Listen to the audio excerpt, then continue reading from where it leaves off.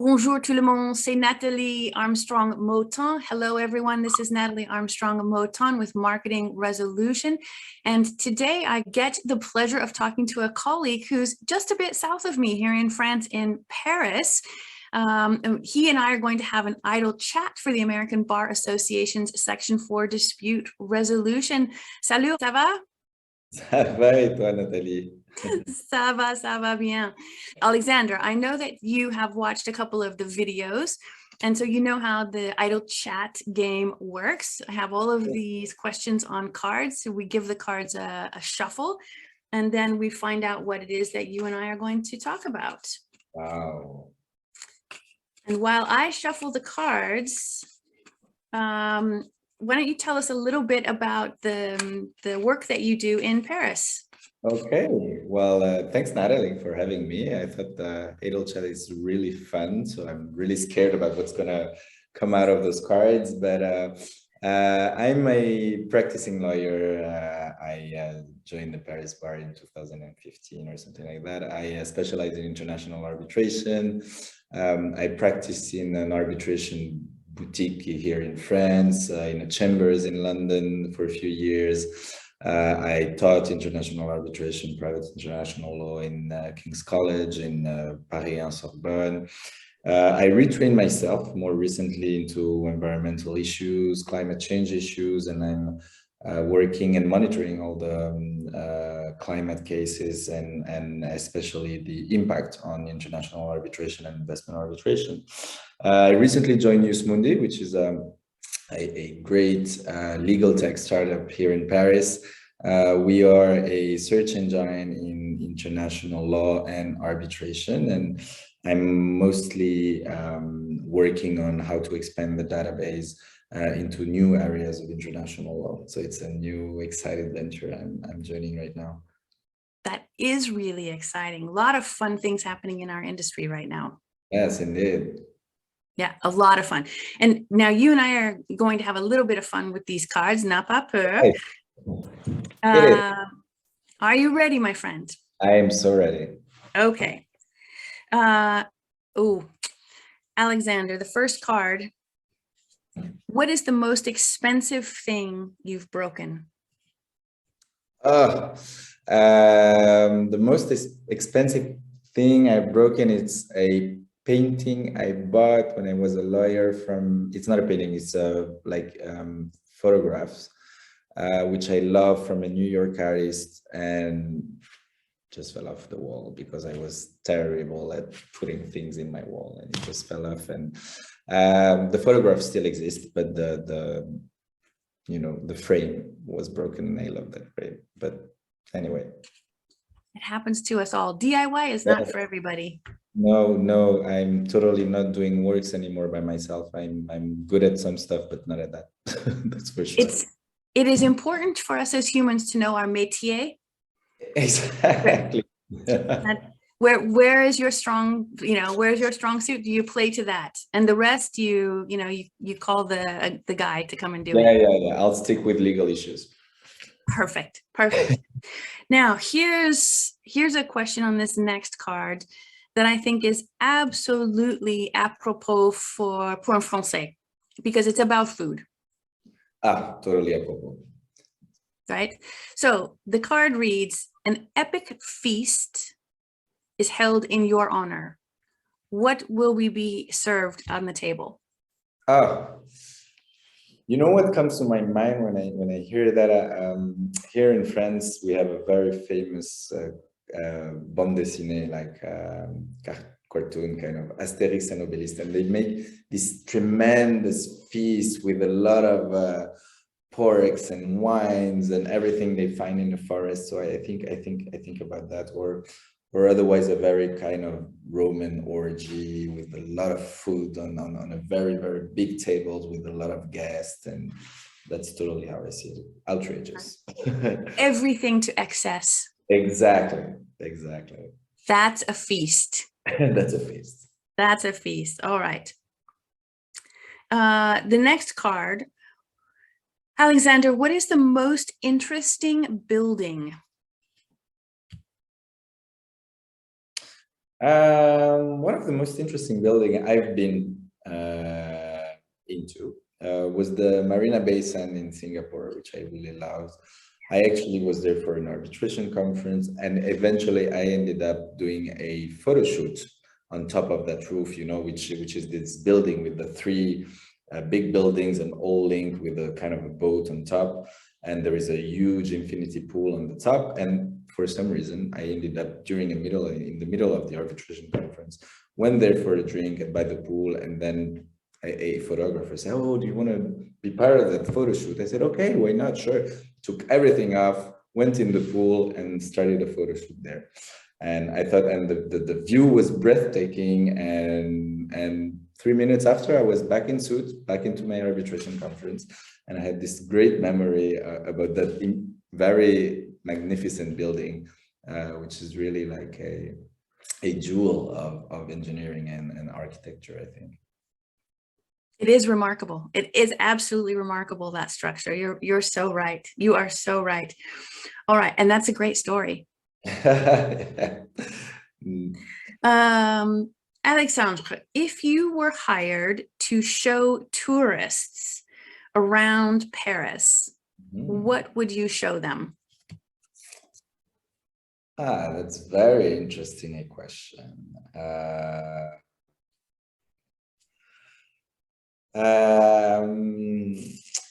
Obviously, I think one of my dearest place where I've been living a lot was Montmartre. I love that little village inside of Paris. It's really like you have this sense of being in a very small town within this big metropole that is Paris.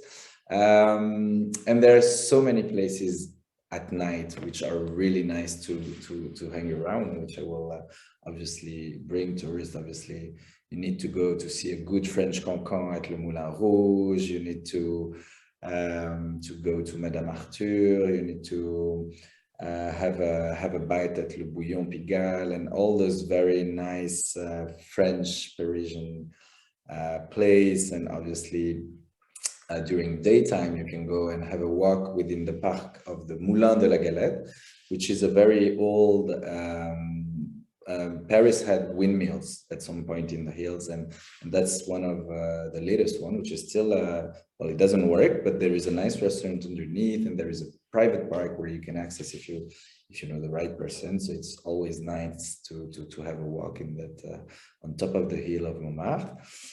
That's kind of my secret places, but I have many others which I like to show my friends when they come around. There are so many iconic things about Paris. I read recently that Paris is the most visited city on the planet. Yeah, well, I mean, we know why. We do know why. It is really, really remarkable. Yeah. And for me, one of the most pleasing things about Paris is that when you're just walking down a street, any street in Paris, you can hear every language in the world being spoken. Yeah, indeed. You see every imaginable kind of fashion, every kind of food is available, every language, every religion, everything that represents humanity is on the streets of Paris. It is a totally diverse city, also starting to be very inclusive, the more and more, but it's super diverse. And yeah, it's a great feeling. Actually, I've been living in many other countries, London, Madrid, New York, etc. And just Paris is where I feel home, and I feel home because of exactly that diversity you're describing, and also the real mix of people. Like people are really mixing here. It's not so yeah, it's a great feeling. Yeah, and I agree. It's not a political statement. No. It's not contrived.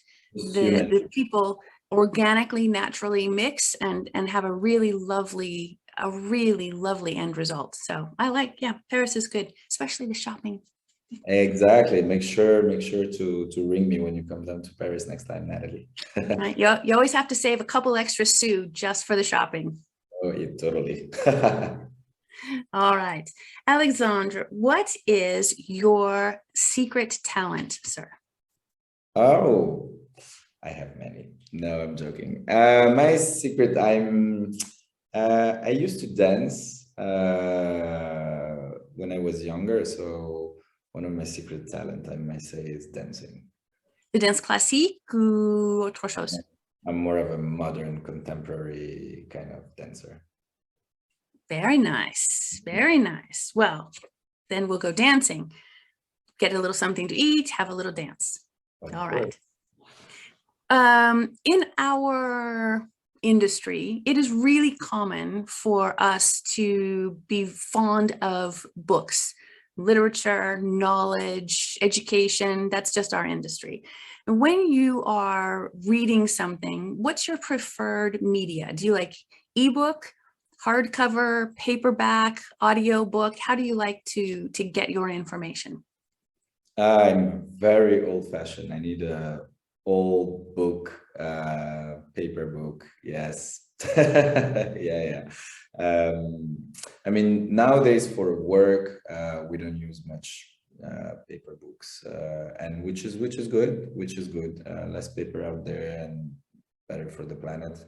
But for, I have my own books which I cherish and which I like to share with my the people that I love, etc., which is also a nice gift to handle. And so, in my personal usage, I'm more of a paper book and hard book, and yeah. You get the full experience from a book. And you do. It's very tangible. It's like okay, this story is there in these little pages. Yeah, and books have a specific smell, and there's the weight of the book in your hand, and there's the physical turning the page, and you can flip pages back and reread something. That particular edition has a particular story because it was from that hand to this hand, from my grandma to me now, and to whoever after me, and they carry a story with them. So that's also very, very emotional when you know the story, when adding to the content of the book as well. Right. There is a used bookstore in the Galerie in Paris. Yeah. And I love finding the books that have an inscription on the interior. Yeah. And I like reading those personal notes that the grandmother has written for her grandson, or that the lover has written, or, I love those little personal notes, the inscriptions on the interior. Yeah. So the book, I like the book, but I really like finding books that have those little personal notes in the inside. I think that's. Yeah, and you have so many bookshops around Paris to actually find your dream books. Right. Yeah. Shakespeare and Company is one of my favorite places on the planet. I love Shakespeare and Company. I recommend to go there to all my friends who come to visit. It's worth the detour. It is, and I like the backstory, and I won't tell our viewers the backstory. If you're watching this video and you don't know the backstory of Shakespeare and Company, you should Google it, and then you should go visit. It is worth it. Yeah, indeed. It is. All right, sir. Next card.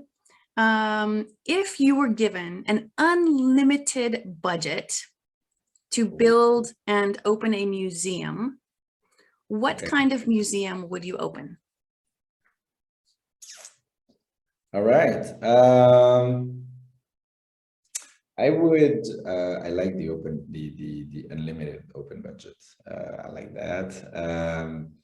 I would make it a live museum. I would probably go into making a place about mentorship, about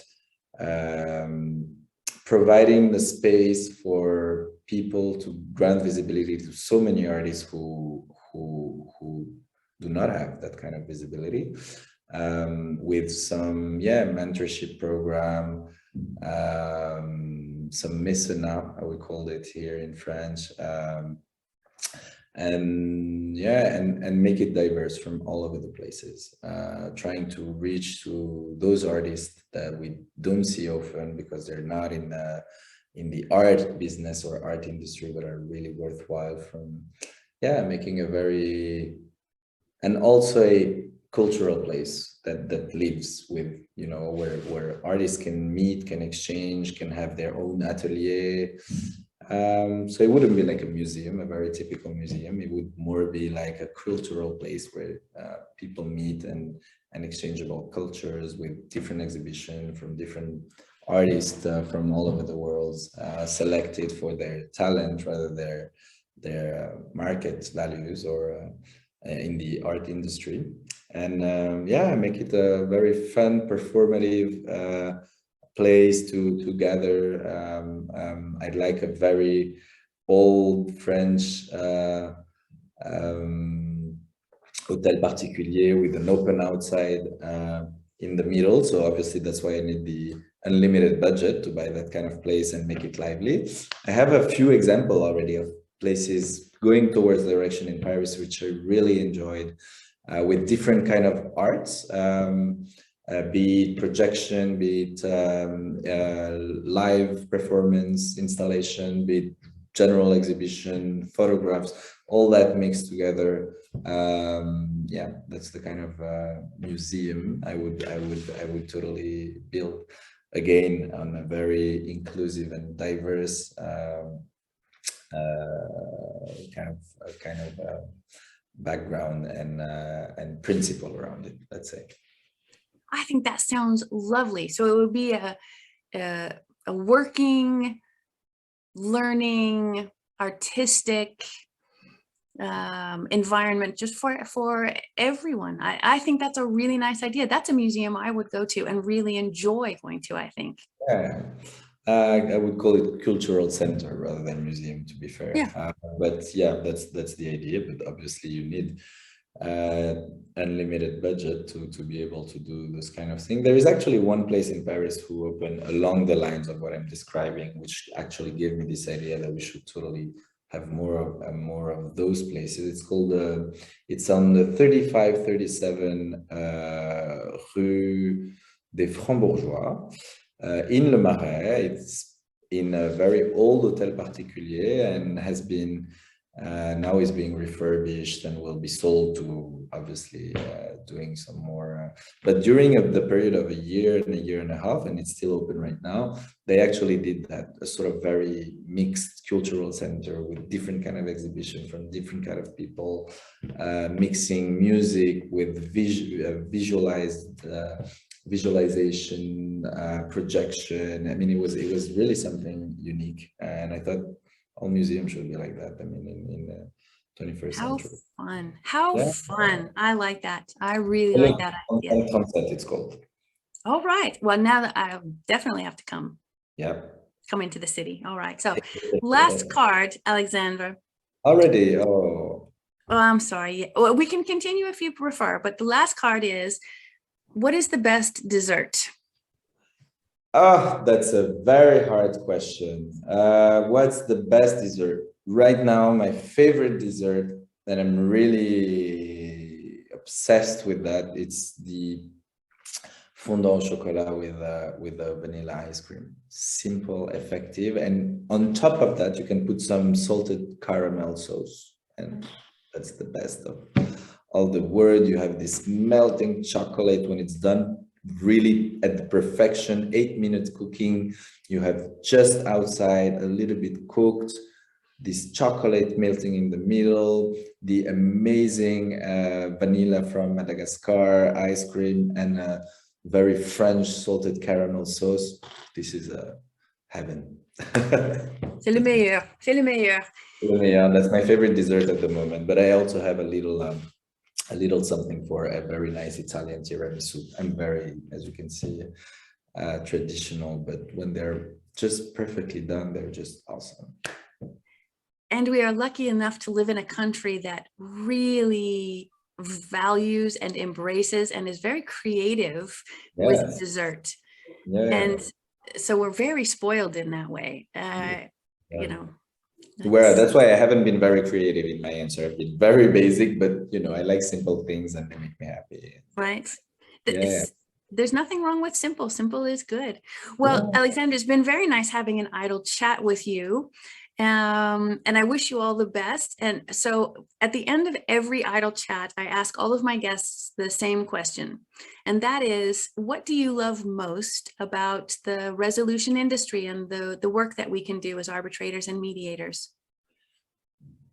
Well, it's a virus. I've been caught in that virus, but there is a reason why I am. You know, I've been an arbitration lawyer, and I'm back now in the industry at a different level now, working with an amazing legal startup and doing, you know, I think a great job in terms of accessibility of international awards. And rendering more transparent the dispute resolution system. That's something I really like to do right now. But why is our work at all levels, be it arbitrator, mediator, dispute resolution practitioner, etc., so important? Because it's the only, I think, alternative for dispute resolution in a peaceful manner. We as human tends to go towards conflict, and dispute resolution is the legal way for us to resolve our conflicts in a peaceful manner. And we've seen that recently, and this is why it's so important for us to continue to be dispute resolution attorneys, mediator, arbitrators, etc., and keep on. You know, this is human history, and obviously we all not get along, and especially when it comes to business, and obviously dispute resolution is the tool to handle and settle our disputes peacefully. Oui, c'est ça, c'est ça. Well, Alexandre, thank you so much for your time. Merci bien. Merci à toi. It was my pleasure, and I hope to stay in touch with you.